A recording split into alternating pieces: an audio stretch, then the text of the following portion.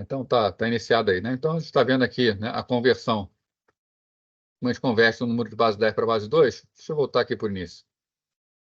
Tem que pegar. Então, como é que eu converto o número 108 para base 2? Né? O número 108 dividido por 2 dá 54, resto 0. Né? Então, a gente sempre divide por 2 até encontrar o valor 1. 54 por 2, 27, resto 0. 27 por 2, 13 com resto 1. 13 por 2, 6 com resto 1. Continua. 6 por 2, 3 com resto 0. 3 dividido por 2, 1 com resto 1. Aqui acabou. Não tem mais o que dividir. Tá? Então, qual é esse número aqui em base 2? Né? A gente pega o resto, o valor, né, obtido na divisão, encadeado com os restos, sempre do último para o primeiro. Né? Então, a gente pega esses valores aqui na sequência 1, 1, 0, 1, 1, 0, 0. Então, o número 108 na base 10, 1, 1, 0, 1, 1, 0, 0 na base 2. Tá? Isso a parte inteira. E como a gente converte um número fracionário? Né? Vamos falar assim. Né? Então, a conversão de decimal para binário na parte fracionária é ao contrário, tá, da conversão, a gente vai multiplicar por 2. Tá? Então, eu quero pegar, por exemplo, esse número aqui, 0,6875, converter ele para a base 2. Né? Eu sempre multiplico por 2 e eu vou pegando a parte inteira e subtraio ela da soma. Então, aqui no caso, 0,6875. Tá? Se eu multiplico por 2, eu obtenho 1,375. Eu pego a parte inteira, que é 1, e fico só com a fracionária. Eu repito a operação na fracionária. 0,375 vezes 2 vai dar 0,75. Nesse caso, a parte inteira é 0 e a parte fracionária 0,75. Né? Então, novamente, multiplico por 2. 0,75 vezes 2 dá 1,5. Então, parte inteira 0, parte fracionária meio. Multiplico de novo. 1 meio por 2, 1. Né? 1, parte fracionária 0. Como aqui é 0, né? Quanto é na base 2 esse valor 0,6875? Né? Jogando de cima para baixo, é o número fracionário 0,1011. Tá? Esse número binário. Então, se a gente for fazer a conversão de um número que tem parte inteira e parte fracionária, a gente primeiro converte a parte inteira fazendo a divisão por 2, depois converte a parte fracionária fazendo a multiplicação por 2. A gente vai obter esse número. Mas tem um detalhe, tá? Nem sempre é possível encontrar um equivalente. Tá? Assim como a gente tem dízimas periódicas no número decimal, a gente também, para determinados valores, vai ter dízima periódica no número binário. Então, nem sempre é possível fazer uma conversão direta. Por exemplo, um número simples aqui, 0,2.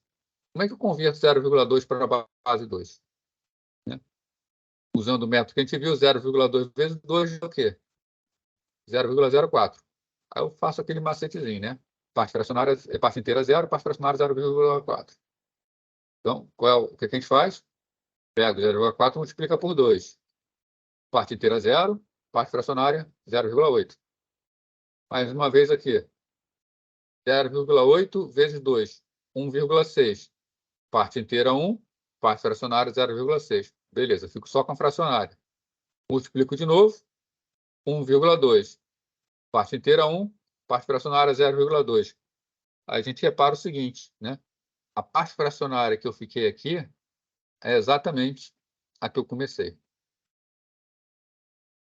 Então, voltei para o início. O que significa que eu vou ficar a vida inteira fazendo isso aqui. Né? Aqui, ó. Aí divide de novo, ó, vai ficar o padrão, 0011, 0011, 0011.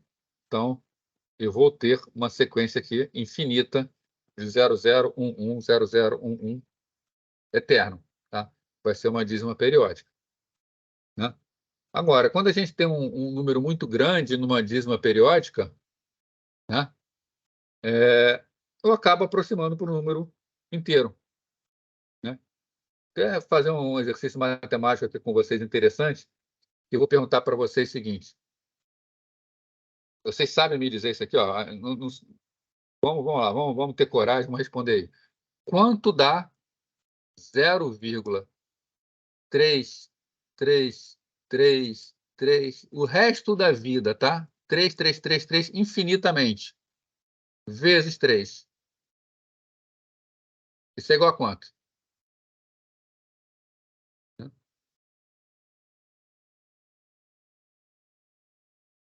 A nossa tendência é dizer o quê, né? Se eu multiplico isso, né? Alguém concorda que é 0,99999 o resto da vida? Né? Então, 0,999 para sempre, né? Então, beleza, isso aqui é 0,9999 para sempre, né? Agora eu vou perguntar para vocês uma outra coisa. Então, é verdade, 0,9999 para sempre. 0,9999 para sempre é quase 1 ou é 1? A pergunta é mais difícil. É quase 1 ou a gente pode falar que é 1? Né? Exatamente, Robert. É 1. Né? Não é quase 1. É 1. Isso é provado. Eu vou provar para vocês, é muito fácil provar. Né? 0,333 toda a vida, acho que ninguém tem dúvida que é 1/3, né? Ou alguém duvida disso? Exatamente a representação. 1/3 é 0,333 a vida inteira. Quanto é 1/3 vezes 3? 1/3 vezes 3 vai cortar o 3, vai cortar o 3. É 1. Né? Então, 0,99999, o resto da vida é 1. Tá? Matematicamente, é o valor 1. Isso para a gente quer dizer o seguinte, se na computação nós utilizamos uma precisão suficiente para os números, nós conseguimos chegar lá naquele número. Né? Então, embora o 0,2 ele seja uma dízima periódica, se eu tiver uma quantidade suficiente de bits, eu vou chegar a um número que é o número 0,19999 e esse 99999 toda a vida. Né? Só que esse 0,999 toda a vida, na verdade, é quem? É 0,09999 toda a vida, né? Que a gente viu lá por cima, né? Que na verdade é só dividir isso aqui por 10, é 0,1. Então, isso aqui é 0,1 na frente e aqui atrás também é 0,1. Então, se eu tenho precisão suficiente para botar toda a vida aqui, o que eu tenho na prática? Que eu realmente encontro 0,2. Tanto é que se você jogar no computador, esses valores, a gente chega nessa aqui, ó, tá? Você pode jogar isso aqui no Excel, vocês vão encontrar esses valores. Né? Se você botar lá 0,001, é esse valor aqui. Quando você começa a aumentar a quantidade, né? Você chega aqui, ó, deixa eu pegar aqui, 4, 8, 16, não, 4, 8, 12, 16, 20, 24, 28, 32. Uma parte fracionária de 32 bits, eu tenho 0,2. Eu não tenho 0,1999 quase sempre. Eu tenho 0,2. Né? Então, embora não tenha sempre uma representação, tem representação muito próxima. Tem um ou outro número, principalmente números muito grandes, que 0,2 é um bom exemplo, que é um número muito próximo, tem poucas casas decimais. Né? Agora, quando eu tenho alguns números que realmente têm muitas casas decimais, eu não consigo ter precisão suficiente para ele. Tá? Mas é suficiente para os cálculos que a gente precisa fazer. Né? Então, embora não haja uma precisão absoluta, a precisão dos computadores é boa. Né? Se você vai trabalhar com números muito grandes ou com números muito pequenos, né, ou você precisa de uma boa precisão, né, o float, tá, que é usado em linguagem C, usado em Java, tá, não é um bom número. Tá? Não vou falar um bom número, não é um bom tipo. Se você precisa de algumas precisões em cálculos, tá, o double dá uma precisão muito boa. O float ele não é suficiente. Tá? Se você vai trabalhar com valores monetários, por exemplo, onde você precisa fazer cálculos percentuais com muita precisão, sempre usem double. Tá? Nunca faça um programa financeiro com float, porque senão pode dar alguns erros aí nos centavinhos, e esses erros dos centavinhos começam a se acumular, e você tem um programa que está dando prejuízo, para um lado ou para o outro. Tá? Então, a parte financeira, por exemplo, usou double, você está tranquilo. Usou float, você está em risco. A razão é essa daí. Tranquilo, gente?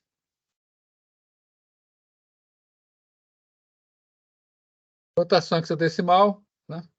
Vou pular aqui, tá? Eu vou para a parte de cálculos binários. Aí, se vocês quiserem, depois a gente até volta aqui. Acho que hexadecimal, extensão do binário, o pessoal tá por dentro. Com relação à aritmética computacional, né? A gente viu que um microprocessador, né? A gente viu naquele slide que eu mostrei para vocês no início hoje, né? Ele é composto, então, por uma unidade lógica aritmética, né? Em inglês, em português é ULA, né? Em inglês é ALO, né? Arithmetic and Logical Unit, tá? Unidade lógica aritmética, tá? A ALO é responsável por realizar o verdadeiro processamento de um computador. O computador ele é uma máquina que essencialmente faz conta e faz comparação, tá? É isso que ele faz, né? Quando você está jogando, quando você está programando numa linguagem, o computador nada mais está fazendo do que um monte de cálculo. Só isso que ele faz, né? E aí a gente começa a ordenar, né? Começa a usar a criatividade que o ser humano tem, começa a dar um significado para esse cálculo, e a gente consegue ter vídeos, consegue ter filmes em computador, consegue ter animações, consegue ter jogos, consegue ter programas, consegue ter tudo. Mas ela é o coração do computador, né? Ela é que faz a essência do que uma máquina precisa, né? E para o funcionamento dela, ela tem o quê? Ela tem operandos que entram nela, né? No caso aqui, registradores de operando, né?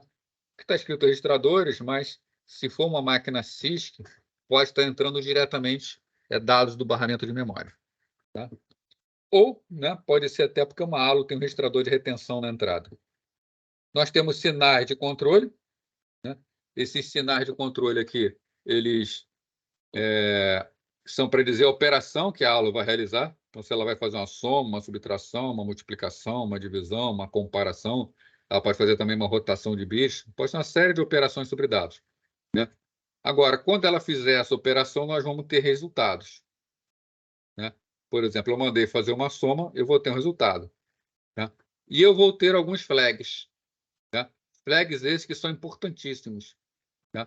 Porque a ALO ela é usada muito quando você vai fazer, por exemplo, uma comparação, né? Você vai botar assim, se A igual a B, tá? Esses flags, quando a ALO faz a comparação, eles dão uma série de respostas além do resultado, né? Você pode ter, por exemplo, que o resultado é zero, mas você também tem um flag para indicar que o resultado foi zero.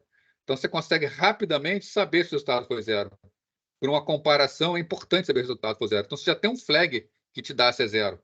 Você já tem um flag que diz se o número é negativo ou positivo, tá? Você tem um flag que diz se houve um overflow ou não, né? Um overflow estoura a capacidade de conta, né? Por exemplo, a máquina consegue contar até x. A soma deu maior do que x.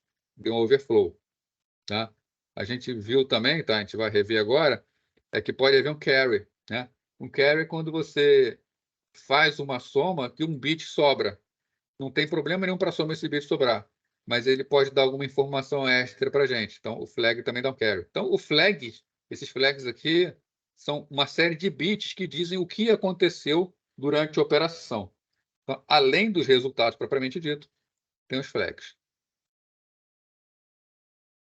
Bom, representação de números inteiros.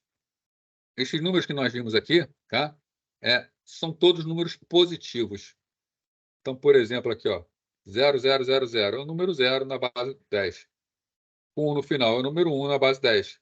Essa representação aqui, né, nós temos aqui, ó, esse aqui vale 1, esse aqui vale 2, esse aqui está na posição 4, está na posição 8, esse aqui está na posição 16. Né? Então, 16 mais 4, 20, mais 2, 22. Essa sequência aqui, na base 2, é o 22 na base 10. E essa sequência, tudo 1, é o 255 na base 10. Beleza, essa representação que está boa. Só que, no mundo verdadeiro, nós também temos números negativos, né? Então, nós precisamos ter uma forma de representar esses números negativos. Bom, então, antes de ver essa representação dos negativos, tá? Vamos ver imaginar primeiro o inteiro sem sinal, tá? Esquece a parte de sinal. Como a gente faz uma soma? A soma de binários é definida da seguinte forma: só pode ter 4 tipos de soma, né? Ou vai ser um 0 com 0, o resultado é 0, ou você soma 0 com o resultado é 1, ou você soma 1 com 0 com o resultado é 1.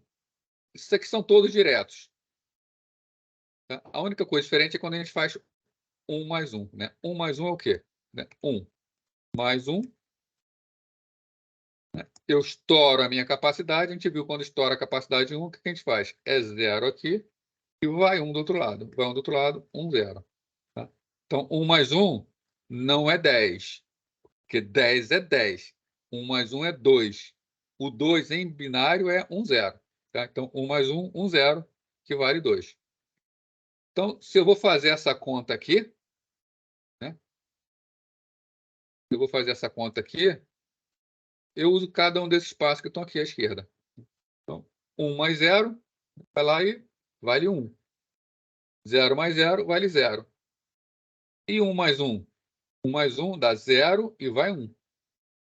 Quando o mais 1 vai ficar aqui, ó, vai ser 1 mais 0 é 0, mais 0, desculpa, 1 mais 0, 1, mais 0, 1. Deu 1. Tá? Um outro valor que não está aqui nessa tabela é, por exemplo, quando eu somo, vou botar aqui, quando eu somo 1 mais 1 mais 1. Quanto é 1 mais 1 mais 1? Né? 1 mais 1 é o quê? Ó? Vou fazer aqui do lado. 1 mais 1, vai, a gente já viu, dá 1, 0. Quando eu somo mais 1 novamente, 1 mais 0, 1, e tem 1 aqui. Né? Então, 1 mais 1 mais 1 é 1, 1, que é o número 3 em binário. Então, voltando aqui em nossa conta. 1, 0, 0, deu 1. Aí, agora, 1 mais 1, 0, e vai 1. Aí vai ser 1 mais 0, 1, mais 1, novamente, 1 e 0. 1 mais 1 mais 1, 1 e vai 1. 1 mais 0 mais 0, 1. Tá? Então, a soma em binário é, na verdade, mais fácil que a soma decimal. Tá? Eu não tenho nem muito o que pensar. Agora, e se eu quiser representar um número negativo? Aí o padrão diz o seguinte: a gente separa um bit só para representar o sinal. Então, se eu tenho um número de 7, de 10, de 8 bits, eu vou ter que ficar com 7 bits para representar a grandeza e 1 para representar o sinal. Tá? O sinal a gente representa separando o bit mais à esquerda. Tá? Então, esse valor aqui, ó, 10110 na base 2, ele é 22 na base 10. Se eu tenho um 0 na frente, está me dizendo que ele é positivo. Então, é o número mais 22, que é o 22.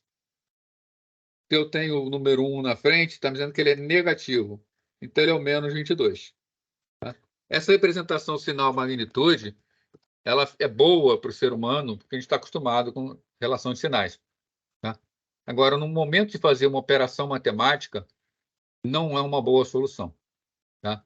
Então, embora essa representação seja boa para a gente, computadores usam uma representação diferente, que é uma representação chamada complemento de 2. No complemento de 2, vale a mesma regra daqui. Tá? 0 na frente é positivo, 1 na frente é negativo. Mas do que está do lado de cá, depende de se é um número negativo ou positivo. Isso facilita no momento de fazer uma soma ou uma subtração. Né? Por exemplo, né? Uma outra desvantagem do sinal magnitude é que eu tenho duas representações para 0. Né? Aqui, por exemplo, ó, tudo 0 é 0. Se eu tenho 0 na frente, eu estou com mais 0. Se eu tenho 1 na frente, eu tenho menos 0. E mais 0 e menos 0 é a mesma coisa. Então, eu tenho uma representação dúbia aqui para o 0. Complemento de 2, que é os que os computadores utilizam, tá? Ele usa o bit mais significativo como um bit de sinal. Né? Então, novamente, o 0 é positivo e 1 é negativo. Tá?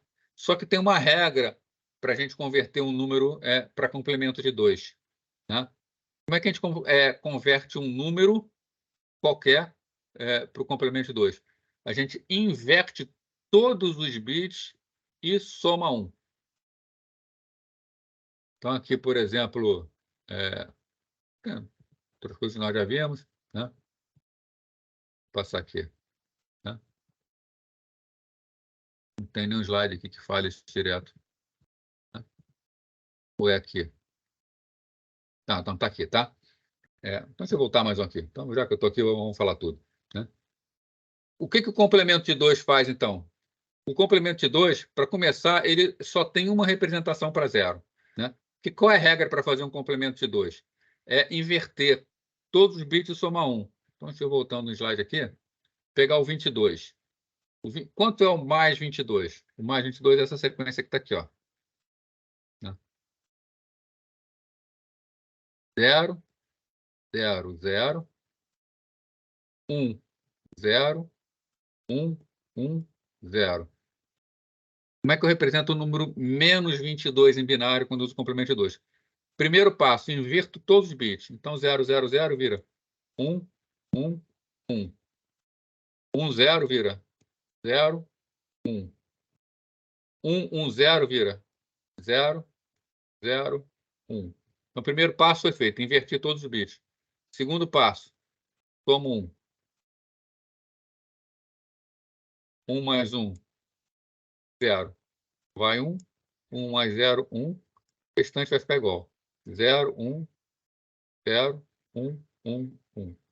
Então, enquanto esse aqui é o 22 na base 10, né? É o mais 22, esse aqui é igual ao menos 22 na base 10. Né? Então, a regra é bastante simples. Inverte todos os bits e soma 1. A gente vai ver daqui a pouco em que isso facilita. Né? Então, algumas características. Só existe um 0. Não tenho 2 representações para 0. Né? Como isso? Né? Vamos imaginar que é um número de 8 bits. 1, 2, 3, 4, 5, 6, 7, 8. Isso representa o 0. Vamos converter ele para complemento de 2, para menos 0. Qual é a regra? Inverte todo mundo. 1, 2, 3, 4, 5, 6, 7, 8. E soma 1. Aí mais 1. O que vai acontecer? 1 com 1, 0 e vai 1. 1 com 1, 0 e vai 1. E vai ficar sempre assim, 0 e vai 1. Né? Até que eu vou ficar aqui embaixo com quem? Vou botar tudo aqui, 0 e vai 1, 0 e vai 1, 0 e vai 1, 0 e vai 1, 0 e vai 1 aqui na frente. Só que o meu computador é de 8 bits. Como o meu computador é de 8 bits, eu fico com 8 bits aqui também. Então, 1, 2, 3, 4, 5, 6, 7, 8. Isso aqui é o que a gente chama de carry. Isso aqui se perde. Né? Então, quando eu inverti o 0, o que eu fiquei? 0. Então, não tem uma representação dúbia para 0. Né? No caso, números aqui de 128, de 8 bits, né? 2 elevado a 8, a gente pode ter o quê? 256 valores diferentes. No caso de números de 8 bits complemento de 2, eu tenho negativos e positivos. Eu tenho desde o menos 128 até o mais 127. Eu sempre tenho um negativo a mais que um positivo, quando eu uso o complemento de 2. Né? Já que eu tenho 128 números negativos e 128 números positivos. Um desses positivos é o 0. Tá? Então, me sobra um outro 127. Então, os intervalos são sempre de 2 elevado a n-1, né? No caso de 8 bits, lembra? Vai desde menos 2 elevado a 7, que é menos 128, né? Até 2 elevado a menos 1, 2 elevado a 7, que é 128, menos 1, 127. E como é que eu faço a subtração quando eu tenho complemento de 2? É simples. Se eu precisar fazer A menos B, quando eu falo em A menos B, eu estou falando, por exemplo, se eu passar aqui para a base 10, 27 menos 35. Eu estou falando, na verdade, em quê? Um número positivo e um número positivo também e a operação de subtração. Então, na verdade, eu estou falando que A é positivo e B é positivo. Né? Então, quando eu estou fazendo A menos B, eu posso fazer o quê? A mais menos B, dá na mesma. Então, se eu quiser fazer uma subtração, quando eu tenho complemento de 2, o que eu faço? Eu torno B negativo e somo com A. Com isso, eu terei sempre a operação de soma quando eu quiser fazer uma subtração.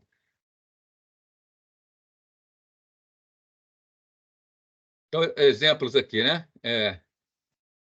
Quando eu tenho representação sinal magnitude, repara que eu tenho duas representações para zero, né? Então eu perco uma representação. Quando eu tenho complemento de 2, eu obtenho ainda o número menos 4, considerando 3 bits, né? Tem um número a mais, e eu não tenho a representação dúbia para zero. Né?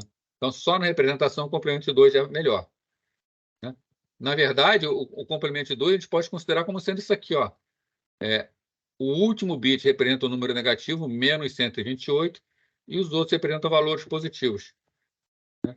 Então, esse número aqui, por exemplo, se eu pegar, ele quem é? É 64 mais 32 mais 8 mais 2 menos 128. É a representação que nós vimos do menos 22. É uma forma de encarar o número complemento de 2. A parte aqui é a expansão. Né?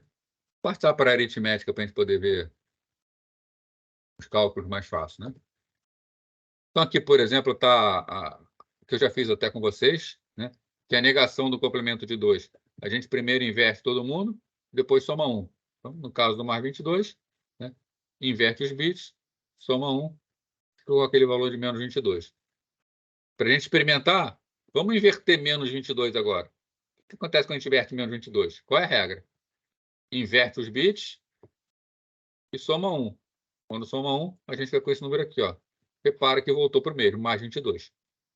Né? Então, complemento de 2 serve tanto para inverter, para obter um negativo a partir do positivo, como serve para inverter para obter um positivo a partir do negativo. Negação do zero também já mostrei para vocês, né? É o tal do carry, né? Que vai descartar.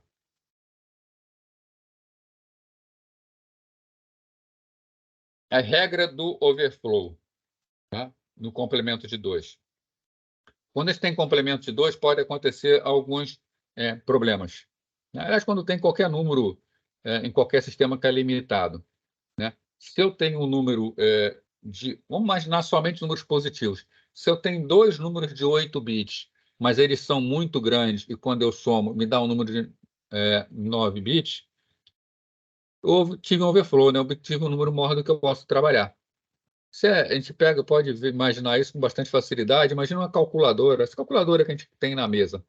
Né? Normalmente, o display dela tem 8 dígitos.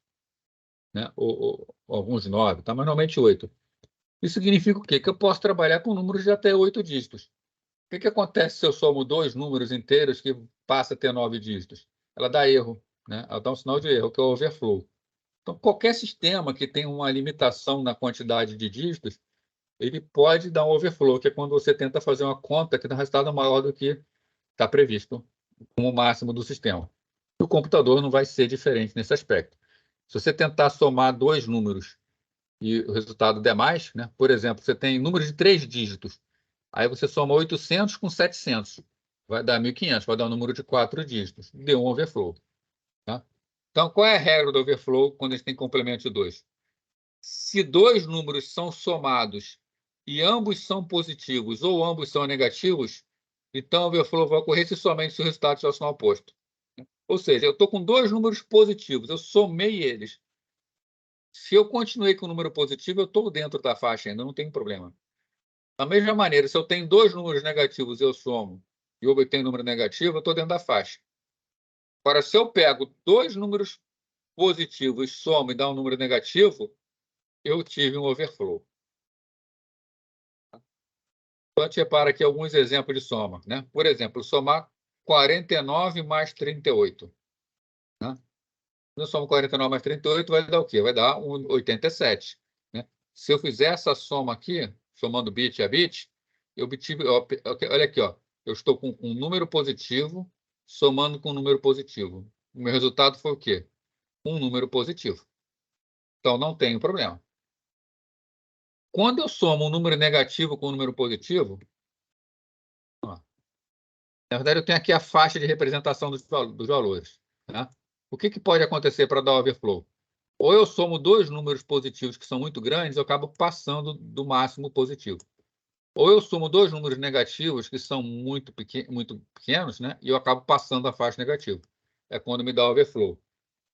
Agora, se aqui é o zero, se eu somo um número negativo com um número positivo, eu nunca terei problema.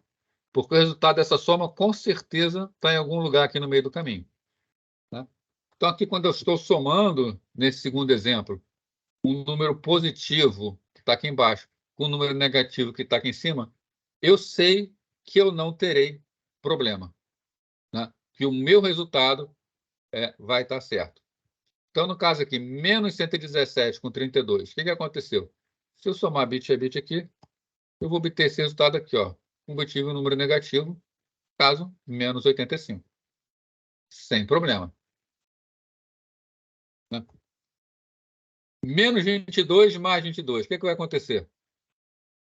Quando eu somar aqui, eu vou ter, ó, 0 com 0, 0, 1 com 1, dá 0, vai 1, 1 com 1, dá 0, vai 1, 1 com 1, 0 e vai 1, 0 e vai 1, 0 e vai 1, pá, até aqui.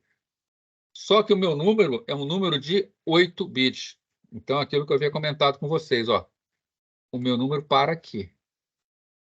Né? Eu somei um negativo com um positivo, então nunca terei problema. E o carry, o que sobrou aqui? O carry não faz mal. Tá? O carry eu posso desconsiderar à vontade. Nunca vai me trazer problema. Foi só um número que escorregou. Aqui, novamente, vai ter o carry, ó, menos 52 com 105. Se eu fizer essa soma da maneira que a gente aprendeu aqui, né, levando em conta, ó, o número será sempre 8 bits, o resultado é 53. Eu jogo fora esse valor aqui. O bit que extrapola a capacidade é jogado fora. Nunca tenho problema. Agora aqui, ó, vamos ver o overflow. Ó. 73 com 106. Né? Como é um número de 8 bits, a gente viu aqui que ele pode ficar desde menos 128 até 127. O que é que aconteceu aqui? Ó? Eu somei dois números positivos e o resultado deu um número começando com 1, que é um número negativo. Isso, então, o número que resultou foi o menos 77. Na verdade, não é o menos 77, né? Isso aqui deveria ser 179. Né? Então, a mudança do sinal é que me indica o overflow. Então, sobrar bit, que é o bit de carry, não tem problema. Tem problema quando muda o sinal. Aqui um overflow negativo. Né? O que aconteceu aqui? Ó? Tomei tudo. Né? Eu desconsidero o carry, jogo fora o carry, não tem problema nenhum. O problema não foi o carry, o problema foi que houve uma inversão aqui. Ó. Eram dois números negativos e eu fiquei com o número positivo esquecendo o carry. Então, overflow. Tá? Então, repetindo aí, o carry não tem problema. O problema é quando muda de sinal. Né? E como é que a gente faz aí a subtração quando estamos trabalhando com números inteiros com complemento base 2? Né? O hardware do computador ele não precisa ter um circuito de subtração. Né? Ele pode ter um circuito de complemento 2 e um circuito de soma. Né? Então, para eu subtrair um número de outro, o que eu faço? Eu inverto. Né? Se eu tenho aqui dois números, eu quero fazer A menos B, o que eu faço? Eu pego o complemento 2 de B e somo com A. Porque A menos B é a mesma coisa que A mais menos B.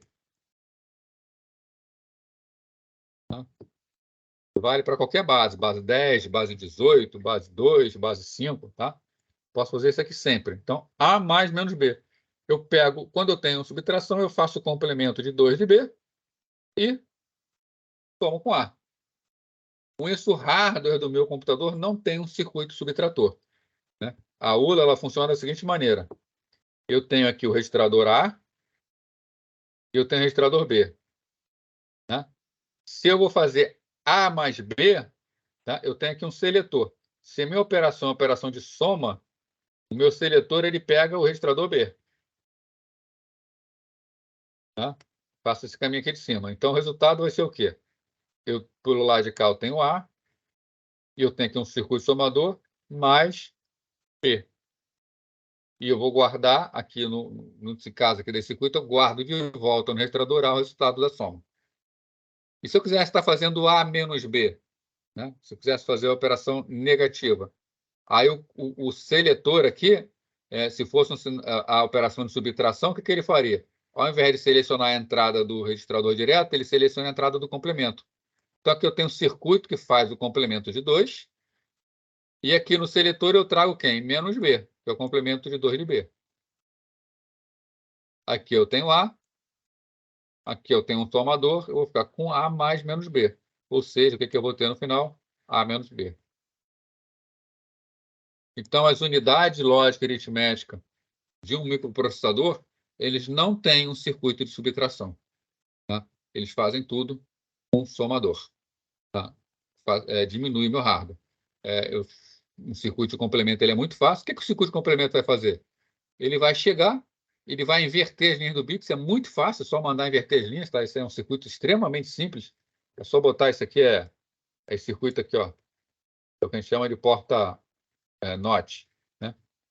Essa porta NOT aqui, se você bota um sinal 1 na entrada, são 0 na saída. Se você bota um bit 0 na entrada, são bit 1 na saída. Ele é um inversor. Né? Então, esse inversor faz isso instantaneamente por hardware, e aí soma um aqui dentro rapidinho, resolvido. Essa soma 1 também é feita com um circuito muito rápido. A soma 1 é feita diretamente pelo hardware, não tem nada demais. Tranquilo aí a soma e a subtração?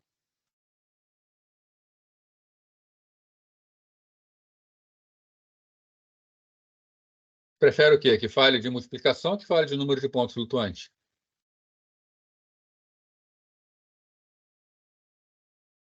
Pô, chega.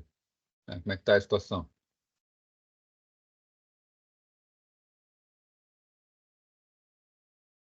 Não fala nada? Fala número de pontos flutuantes, então. Multiplicação, passando bem rápido, tá? Assim como a gente faz a multiplicação o dia inteiro, por exemplo, 18 vezes 13, a gente faz 3 vezes 8, 3 vezes 1, 3 vezes 18 dá 54, aí soma com 10 vezes 18, que dá 180, e faz a soma. Né? A multiplicação pode ser a mesma coisa aqui, ó. Né? Para cada um que tem aqui, eu multiplico um cima e no final somo tudo. Né? Então, o 18 vezes 13 deu o mesmo valor, 234. Né? Passar aqui para divisão também aparecido. Estou fazendo a divisão binária aqui, igualzinho. Com representação de pontos flutuantes.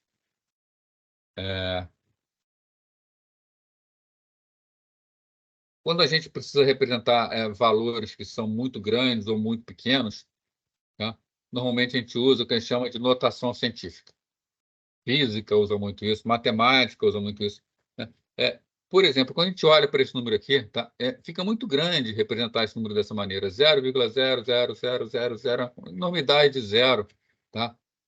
Aí, 1, 6, 2, 3, 1. Né? Fica mais claro, tá? Menor o número, a notação científica, ela fala o quê? Que eu vou sempre representar um valor como um dígito entre 1 e 9, vírgula, a parte fracionária dele. Então, aqui, 1,6231 vezes 10 elevado a menos 22. Isso aumenta a minha precisão. Tá? Porque se eu tenho uma precisão, por exemplo, de 8 casas decimais, o que seria esse número aqui para mim? Precisão com 8 casas decimais? Seria zero. Né? Esse número seria zero. Porém, em notação científica, olha, eu estou usando 4 casas decimais e estou representando ele normalmente. Né? Da mesma maneira, o número aqui de baixo seria um número muito grande para representar. Imagina uma calculadora que tem... Vou botar uma calculadora boa, tá? 9 dígitos. Acaba aqui, ó. São esses 9 dígitos que ele vai mostrar. Deu um estouro. Estouro muito grande. Já se eu tenho representação científica, o que, que aparece no visor? 1,6231 vezes 10 elevado a 22. Né? Então, a notação científica ela facilita o cálculo e facilita a representação. Tá? E permite o quê? Que o intervalo seja representado com apenas alguns dígitos. E sempre com a convenção de que vai ser exatamente um dígito e esse dígito diferente de zero. Tá? Na verdade, o número nessa formato, ele vai ter sempre o que a gente chama de significando, a base e o expoente. No caso do nosso número ali, né, era... Qual ele? Deixa eu pegar aqui para lembrar. 16231, né? Aqui, ó. 1,6231. Tá? Isso aqui é o que a gente chama de significando, tá? Vezes 10. Isso aqui é a base. Então, significando, a base, vezes 10 elevado a 22. E o expoente. Tá? E o número está aqui, né? Obviamente, a gente tem um mais menos aqui na frente, que o significando pode ser positivo ou negativo. E a base também tem um mais menos na frente, que a base pode ser positiva ou negativa. Né? Bom, a base é implícita, então ela não precisa ser armazenada. Na verdade, como as calculadoras representam esse valor aqui? Se você pegar uma calculadora científica, o que vai aparecer no visor dela vai ser 1,6231, até no computador também que aparece. É 22. Aqui é para dizer o seguinte, é o número 1,6231 vezes 10 elevado a 22. A base está implícita. O ser humano trabalha com base 10. Então, a base aqui está implícita. O computador, no momento de armazenar, ele vai fazer a mesma coisa. Ele não precisa armazenar a base está implícita. Só que para um computador não é base 10, é base 2. Tá? Então, o número num computador vai ter esse formato aqui típico. Ó, né? Mais ou menos, né? Para dizer se o número é positivo ou negativo. Né? Vamos pegar... Vamos imaginar... pega aquele número lá que a gente estava usando. Né? 1,6231 vezes 10 elevado a 22. Né? Então, aqui o mais menos é para representar o que está aqui na frente do significando. No caso, seria mais, tá? Porque é um número positivo. O significando, que é esse valor aqui, ele está armazenado aqui, nessa parte aqui de 23 bits. Tá? E o 22 aqui está no expoente que chama de expoente normalizado. Tá? Então, tem uma pequena troca aí de posição. Tá? Então, bit mais à esquerda é 0 positivo, 1 negativo. Os 8 bits seguintes, expoente base normalizado. Né? Base normalizada é o seguinte, tem 8 bits aqui. Então, 8 bits significa o seguinte, que esse valor aqui, expoente normalizado, ele irá desde, no caso da base 2, tá? Ele vai desde menos 2 elevado a 7 até menos 2 elevado a 7 menos 1. Tá? Significa, então, que o valor que está expresso aqui dentro, né, se aqui tiver o valor 0, e no expoente que tiver com todos os bits 0, significa que, na verdade, eu tenho o número menos 128. Né? Se ali dentro eu tenho o número, por exemplo, 130, representa que, na verdade, seria 2 elevado ao quadrado. Né? Então, desse expoente polarizado aqui, expoente polarizado significa o seguinte, eu pego o valor que está aqui dentro, considerando que ele é um número inteiro sem sinal, e subtraio dele menos 128, tá? Já que são 8 bits. Tá? Com isso, tá? Eu vou ficar naquela faixa. Para simplificar operações, exijo que os números sejam normalizados. Tá? Número normalizado é aquilo que eu havia comentado com vocês, de que um número fracionário ele sempre vai ser no formato de um dígito, isso na base 10, tá? Um dígito qualquer, seguido de uma sequência fracionária. Esse dígito único, um único dígito.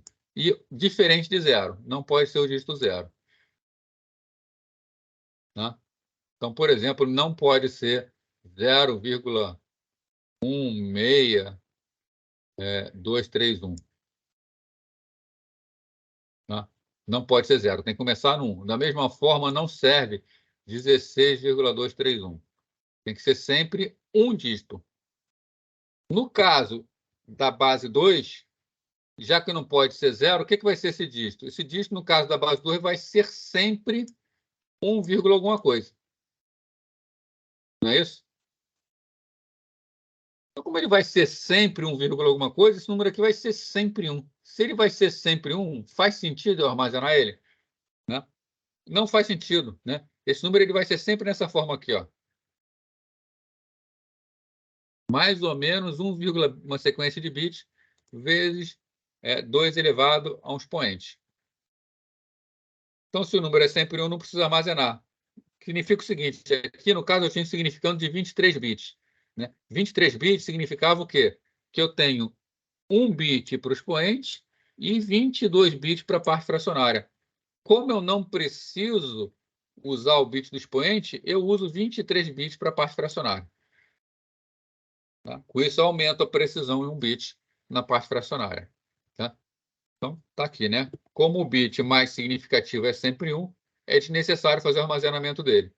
Então, o campo de 23 bits é usado para armazenar um significando de 24 bits, já que o primeiro bit é sempre o valor 1.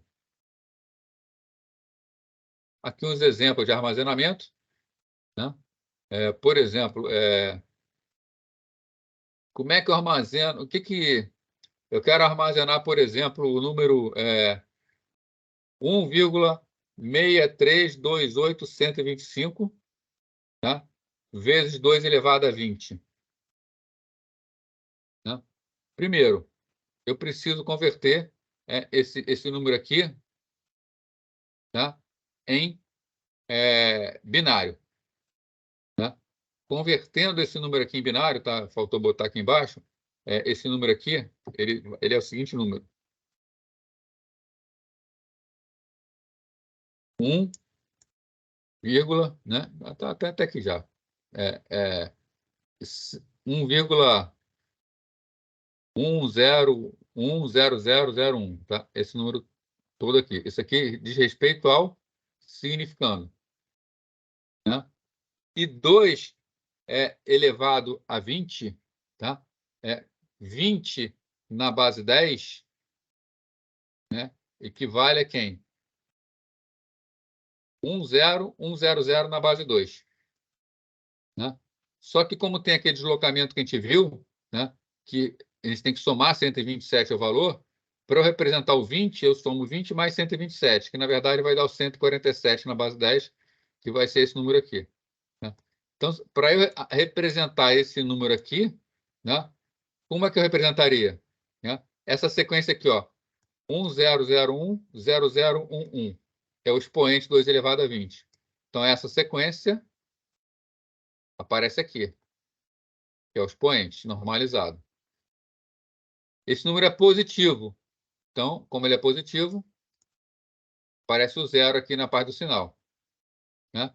E repara o expoente aqui, ó, o significando. O significando dele é quem? 11010001. Como esse cara é sempre 1, eu nunca armazeno ele. Quem vai ficar armazenado no significando vai ser só essa parte aqui, ó, a parte fracionária.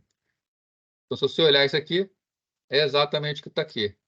1010001. As variações que a gente tem em cima desse número para a gente ver as diferenças. Se eu quiser representar o valor negativo dele, né? O valor negativo dele é a única coisa que muda é 1 na frente. Né? Então, a gente repara que ponto flutuante não usa complemento de 2. Complemento de 2 é só para o número inteiro. Então, se o número é negativo, é exatamente o valor que estava em cima, só que o número 1 aqui. Agora, se o expoente for negativo, 2 elevado a menos 20, ao invés de eu fazer 127 mais 20, eu vou fazer 127 menos 20. Vai dar o número 107. Então, o expoente negativo vai ser representado por isso aqui, ó. Esse valor aqui. Tá? Então, você repara aqui, ó, 0, 1, 1, 0, 1, 0, 1, 1. Então, para o número negativo, né, o expoente está aqui, ó. 0, 1, 1, 0, 1, 0, 1, 1. E o restante fica igualzinho. O número negativo, o expoente negativo, só muda que acrescenta um 1 na frente. Tá? Essa representação aqui de ponto flutuante, tá? Essa aqui é a representação de 32 bits. Tá? Essa representação ela é padronizada pelo I3E.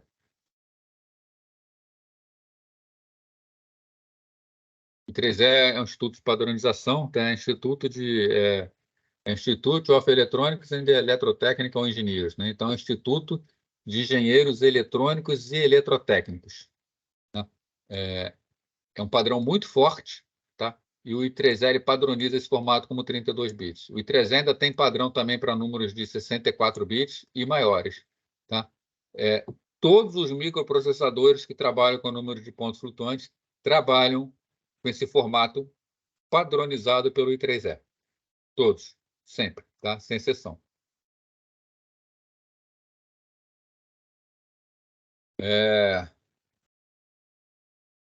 Ainda falando de número de pontos flutuantes, tá? Imagina um número, uma palavra de 32 bits. O que acontece? Quando a gente fala de número de pontos flutuantes, a gente tem uma representação por zero. Né? A gente, tal qual tem com números inteiros, embora a gente tenha uma representação que permita valores muito maiores, o que tem na verdade? Um número de 32 bits, na verdade, me permite quantos valores diferentes? Eles me permitem 2 elevado a 32 valores diferentes. Né? Isso aqui é aproximadamente 4 bilhões de valores. Um pouquinho mais. 4 bilhões é 4 vezes, né? 10 elevado a 9, né? Valores. Né? Agora, que na verdade vai o quê? Né? 2 elevado a 32. Vai desde menos 2 elevado a 31 a 2 elevado a 31 menos 1. Porém, esse número aqui permite representar números até 2 elevado a 128 e até números elevados a menos 2 elevado a alguma coisa, 2 elevado a 128. Tá? Ou seja, ele representa faixas muito maiores do que, na verdade, ele pode armazenar. Significa que aqui dentro tem valores que não são representáveis. Lembra do nosso 0,2? Que eram valores que não davam para representar? Então, existem valores aqui dentro que é impossível representar. Porém, se a gente trabalha com números com boa precisão, né, que eu falei para vocês do caso do double, a gente consegue chegar a valores que são muito razoáveis e, para a prática nossa, do dia a dia, das aplicações práticas, a gente consegue representá-los bem. Tá? Porém, números que são muito pequenos, por exemplo, números entre 0 e 2 elevado a menos 127, não podem ser representados. Eu não tenho como representar número muito próximo a zero. Tá? Então, não tem como representar número positivo muito grande. Eu não tenho como representar número positivo muito próximo a zero. Eu não tenho como representar números negativos muito próximo a zero. Também não tenho como representar números negativos muito pequenos. Tá? Logo, né, próximo ao zero, a gente tem a faixa que a gente chama de underflow. Tanto underflow negativo quanto underflow positivo, que é quando eu estou muito próximo do zero. Aí eu considero que é zero. E continuo tendo overflow. Né? Tem o overflow positivo, que é quando estoura um maior número positivo, e o overflow negativo, que é quando estoura o maior número negativo. Então, números de ponto flutuante, eu não posso representar tudo na faixa. Tá? A gente já havia conversado sobre isso. Aí está falando aqui de precisão simples e precisão dupla, né? Números de precisão simples são números de 32 bits. É o float. Né? Número de precisão dupla é o número de 64 bits, que é o double.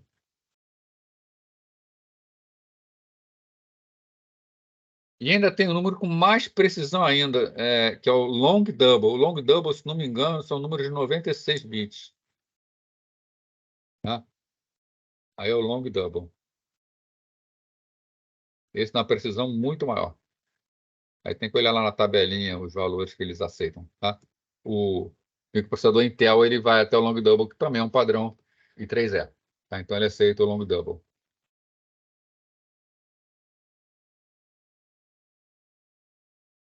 E aí, o que a gente tinha de aritmética binária era isso aí. Tá?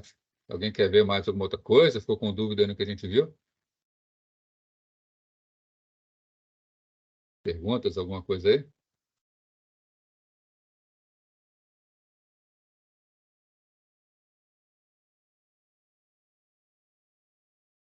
Mais nenhuma pergunta?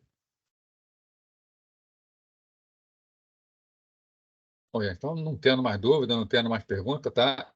Eu vou continuar aqui até o horário, tá? Até o final, até 10h10. Se alguém tiver qualquer dúvida, é só falar aí que a gente vai até lá e rever essa parte aí. Tá, pessoal? Aí, lembrando aí, dando mais um toque, né? Já coloquei aqui os links, né? Dá uma olhada lá se encontra alguma palestra que é interesse de vocês, alguma oficina que é de interesse de vocês fazerem. Vale a pena. Aproveita essa semana aí que tem muita coisa boa lá nas palestras, tá? Quem tiver oportunidade, procura dar um pulinho lá na Veiga no turno da manhã, no turno da noite, tá? Que tem bastante coisa para aproveitar. Encerrar aqui então a gravação, depois eu faço o upload disso.